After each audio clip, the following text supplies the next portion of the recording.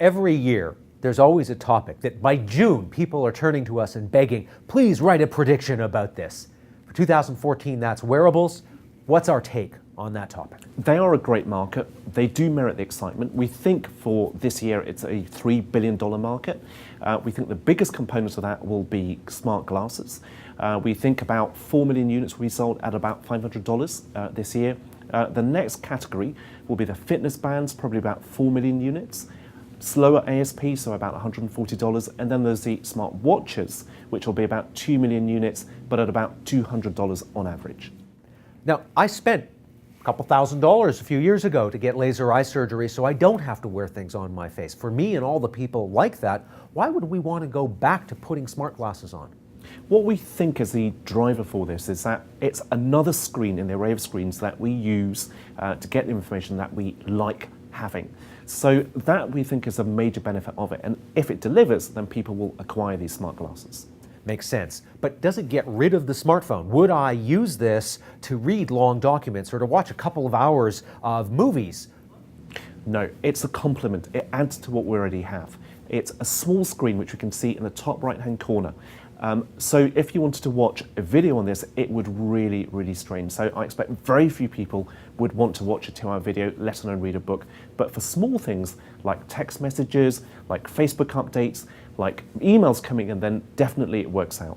So small internet snacks rather than internet meals. One of the things we hear about a lot is privacy and laws around these. Where is that heading in 2014? Privacy is certainly an area which isn't yet defined. So privacy regulation tends to lag technology change. Now, so what we are like to see is that in some areas, it could be driving, it could be some schools and some courtrooms, then probably these devices won't be allowed. But that still leaves lots of other areas where they will be permitted. Changing gears, I guess the smartwatch, the challenge here always is I happen to wear a watch, but a lot of people don't because they have moved away from wearing something on their wrist. Once again, why do we want them? Why do we think large numbers of people are going to go back to wearing something on their arm? Well, the idea behind a smartwatch is it places some of the smartphone information onto your wrist.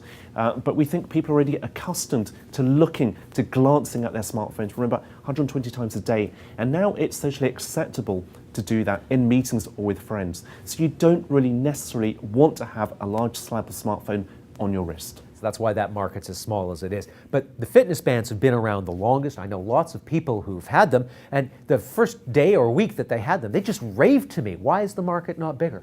Well, what we think is happening is that there's an attempt to make this a much more of a mass market proposition, in addition to the existing enthusiasts which are out there. And what we think they'll be bought for is by people, or for people who want to inflect their behavior, and by measuring their performance by the steps they've taken, will become fitter people.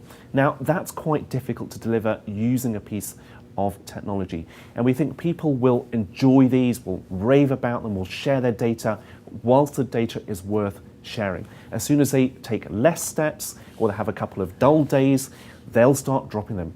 So that's why we don't think the market will really explode. And one other factor, a lot of the functionality in these smart fitness bands is actually being incorporated into high-end smartphones. I hope our 2014 prediction doesn't disappoint people. 10 million units is not a small market, and it's worth $3 billion. That's really quite large. It's just not quite at that category of tablets with hundreds of millions, billions of dollars in sales and smartphones. Maybe a way of thinking about wearables for 2014 at least, maybe it'll get bigger after that, is at least in the early days, it's kind of a niche. It's a mass niche, but it's a niche nonetheless.